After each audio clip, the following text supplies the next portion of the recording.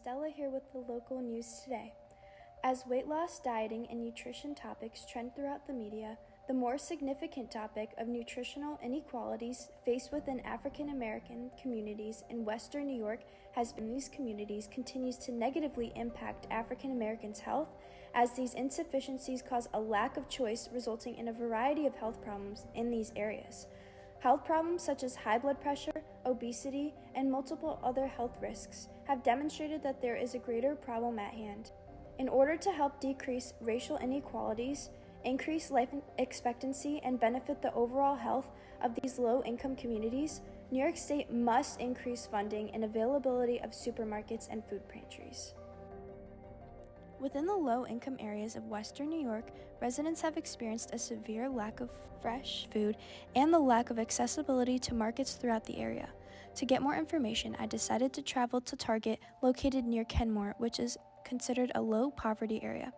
When examining prices of fresh produce, these prices were considered high for fruits and vegetables. This was also one of the only supermarkets nearby besides convenience stores such as 7-Eleven and Family Dollar.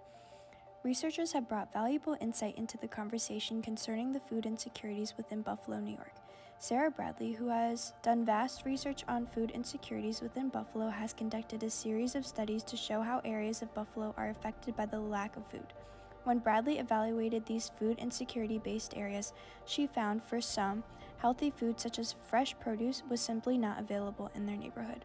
There were also cases where good food was available and of reasonable quality, but could still be inaccessible due to the cost of food. This discrimination has been prevalent for many years, and unfortunately, state and local governments have not done enough to fix these issues.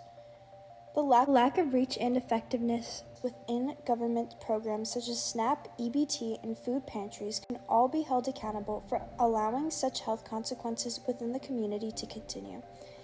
In particular, an already established program known as the Supplemental Nutritional Assistance Program is flawed, as certain families in need are unable to access these resources because of the exclusivity of this program.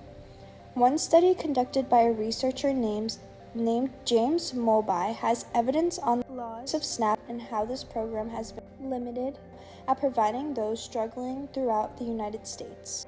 He says, SNAP included the following set of explanatory variables measuring household characteristics and circumstances, which include gender of household head, race and ethnicity of household head, highest grade completed, employment status, depression status, household income to poverty ratio, household size, household composition, prior SNAP participation status, participation in federal or state programs, changes in household size, housing status, employment, pay or hours worked, region of residence, state wage, unemployment rate, and SNAP state policies.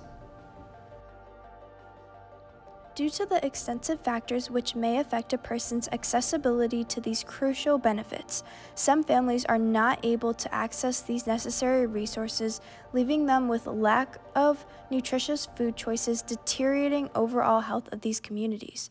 In order to provide beneficial resources to those struggling to attain fresh food and access to supermarkets, the government should increase funding of SNAP and food pantries to allow for more residents to be able to benefit from these resources. With additional funding towards these programs, this can ensure equality to struggling communities, creating accessible and affordable fresh food and easy accessible SNAP. Kathy Hochul, the governor of New York, has power to provide accessible supermarkets, fresh food, and funding to programs such as SNAP and food pantries. Residents of Western New York can additionally make a great impact to those affected by actively donating to food shelters and programs that work to feed these communities. If you are interested in making a donation to those in need, visit www.feedmorewny.org to contribute today. With the help of the whole community, Western New York can congregate to make a difference that could save lives and repair the health of African Americans within these communities and promote equality back to the people. Thank you.